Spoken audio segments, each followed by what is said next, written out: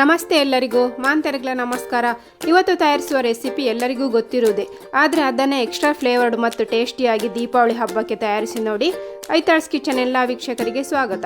ಇವತ್ತು ಕೊಕೊನಟ್ ಕೇಸರ್ ಬರ್ಫಿ ತಯಾರಿಸೋಣ. ತುಂಬ ರುಚಿಯಾದ ಈ ಬರ್ಫಿಯ ವಿಧಾನ ನೋಡೋ ಮೊದಲು ಚಾನಲ್ ಸಬ್ಸ್ಕ್ರೈಬ್ ಆಗಲು ಮರಿಬೇಡಿ.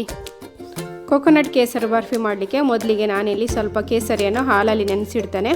ನಾನಿಲ್ಲಿ ಒಳ್ಳೆ ಬಿಸಿ ಹಾಲನ್ನೇ ತಗೊಂಡಿದ್ದೇನೆ. ಇದರಲ್ಲಿ ಸ್ವಲ್ಪ ಕೇಸರಿ ನೆನೆಸಿಡೋಣ. ಅಂದಾಜು ಇಲ್ಲಿ ಒಂದು 25 ಎಸಳಿನಷ್ಟು ಕೇಸರಿ ಇದೆ.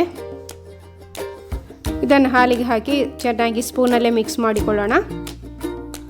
ಹಾಲು ಸ್ವಲ್ಪ ಆರಿದ ಮೇಲೆ ಎಸಳುಗಳನ್ನು ಈ ರೀತಿಯಾಗಿ ಕೈಯಲ್ಲಿ ಸ್ವಲ್ಪ ಹಿಸ್ಕಿ ಹಾಕೊಳ್ಳಿ. ಈ ರೀತಿ ಮಾಡೋದ್ರಿಂದ ಹಾಲಿಗೆ ಒಳ್ಳೆ ಪರಿಮಳ ಮತ್ತು ಕಲರ್ ಕೂಡ ಬರ್ತದೆ. ಇನ್ನು ಇದನ್ನು ಪಕ್ಕಕ್ಕಿಟ್ಟು ಬೇರೆ ತಯಾರಿ ಮಾಡೋಣ. ಇಲ್ಲಿ ಒಂದು ತೆಂಗಿನಕಾಯನ್ನು ನಾನು ತುರಿದು ತಗೊಂಡಿದ್ದೇನೆ. ಮೆಜರ್ಮೆಂಟ್ ಕಪ್ಪಿನ ಅಳತೆಯಲ್ಲಿ ಹೇಳೋದಾದರೆ ಇದರಲ್ಲಿ 3 ಕಪ್ಪಿನಷ್ಟಿದೆ. ಇದಕ್ಕೆ 1/4 ಕಪ್ಪಿನಷ್ಟು ನಾನು ಹಾಲು ಹಾಕ್ಕೊಳ್ತಾ ಇದ್ದೇನೆ. ಹಾಗೆ 1.5 ಕಪ್ಪಿನಷ್ಟು ನಾನು ಬ್ರೌನ್ ಶುಗರ್ ಹಾಕ್ಕೊಳ್ತಾ ಇದ್ದೇನೆ. ನೀವು ಯಾವಾಗಲೂ ಉಪಯೋಗಿಸುವ ಶುಗರನ್ನೇ ಯೂಸ್ ಮಾಡಿ. ಚೆನ್ನಾಗಿ ಮಿಕ್ಸ್ ಮಾಡಿಕೊಳ್ಳೋಣ. ಒಂದು 2 ನಿಮಿಷ ಮಿಕ್ಸ್ ಆದ ಕೂಡಲೇ ಸಕ್ಕರೆ ಎಲ್ಲ ಕರಗಲಿಕ್ಕೆ ಸ್ಟಾರ್ಟ್ ಆಗ್ತದೆ. ಸಕ್ಕರೆ ಕರಗಿದ ಮೇಲೆ ಇದಕ್ಕೆ 1 ಸ್ಪೂನಷ್ಟು ನಾನು ಮೈದಾ ಹುಡಿ ಹಾಕ್ಕೊಳ್ತೇನೆ. ಮೈದಾ ಹುಡಿಯ ಬದಲು ಕಾರ್ನ್ಫ್ಲೋರ್ ಬೇಕಾದ್ರೂ ಹಾಕ್ಕೊಳ್ಬೋದು. ಪಾಕ ಬೇಗ ಬರೋ ಉದ್ದೇಶದಿಂದ ನಾನು ಹಾಕ್ಕೊಳ್ತಾ ಇದ್ದೇನೆ. ಇದು ಫುಲ್ಲು ಆಪ್ಷನಲ್. ಇದರಿಂದ ಯಾವುದೇ ರುಚಿ ಜಾಸ್ತಿ ಅಥವಾ ಕಮ್ಮಿ ಆಗೋದಿಲ್ಲ. 2 ದೊಡ್ಡ ಸ್ಪೂನ್ ತುಪ್ಪ ಹಾಕ್ಕೊಳ್ಳೋಣ. ಪುನಃ ಚೆನ್ನಾಗಿ ಮಿಕ್ಸ್ ಮಾಡಿಕೊಳ್ಳಿ.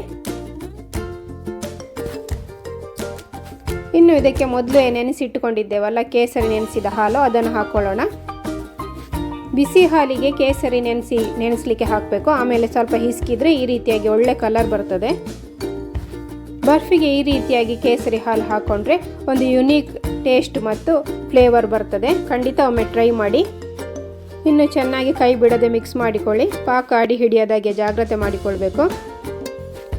ಈ ರೀತಿಯಾಗಿ 12ರಿಂದ 15 ನಿಮಿಷ ಆದರೂ ಮೀಡಿಯಂ ಫ್ಲೇಮಲ್ಲಿ ಮಗುಸ್ತಾ ಬರಬೇಕು. ನಿಧಾನವಾಗಿ ಪಾಕ ತಳ ಬಿಡ್ತಾ ಬರ್ತದೆ. ಪುನಃ ಸ್ವಲ್ಪ ಮಗುಚುವ. ಈಗ 2 ನಿಮಿಷದಲ್ಲೇ ಇದು ಪುನಃ ತಳ ಸಂಪೂರ್ಣವಾಗಿ ಬಿಟ್ಟಿದೆ. ಎಲ್ಲ ಜೇನುಗೂಡಿನಾಗೆ ಒಟ್ಟಿಗೆ ಆಗ್ತಾ ಬಂತು. ಇಷ್ಟಾದರೆ ಸಾಕು. ಗ್ಯಾಸ್ ಆಫ್ ಮಾಡೋಣ. ಎಲ್ಲವನ್ನು ಮೊದಲೇ ತುಪ್ಪ ಸವರಿ ಇಟ್ಟಿದ್ದ ಪ್ಲೇಟಿಗೆ ಹಾಕ್ತೇನೆ.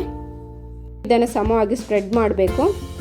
ಬರ್ಫಿ ಮಾಡುವಾಗ ಕೊನೆಯಲ್ಲಿ ಪಾಕದ ಹದ ಗೊತ್ತಾಗದಿದ್ದರೆ ಅರ್ಧ ಸ್ಪೂನಷ್ಟು ಬರ್ಫಿ ಮಿಶ್ರಣವನ್ನು ಒಂದು ತಟ್ಟೆಗೆ ಹಾಕಿ ಸ್ವಲ್ಪ ಆರಿದ ಮೇಲೆ ಉಂಡೆ ಮಾಡಿ ನೋಡಿ. ಕೈಗೆ ಸ್ವಲ್ಪವೂ ಅಂಟದೆ ಗಟ್ಟಿಯಾಗಿ ರೆಡಿ ಆದರೆ ಪಾಕ ಸಾಕು ಅಂತ ಅರ್ಥ.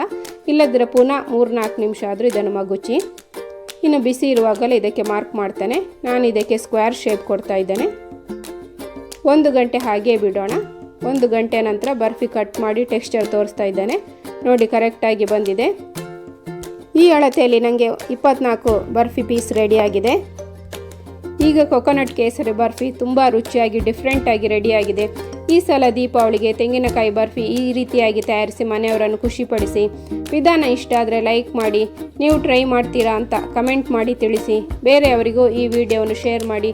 ಚಾನಲ್ ಸಬ್ಸ್ಕ್ರೈಬ್ ಆಗಲು ಮರಿಬೇಡಿ. ನನಂಜಿ ವಿಡಿಯೋ ತಿಕ್ಕುಕ. Thank you. ಬಾಯ್.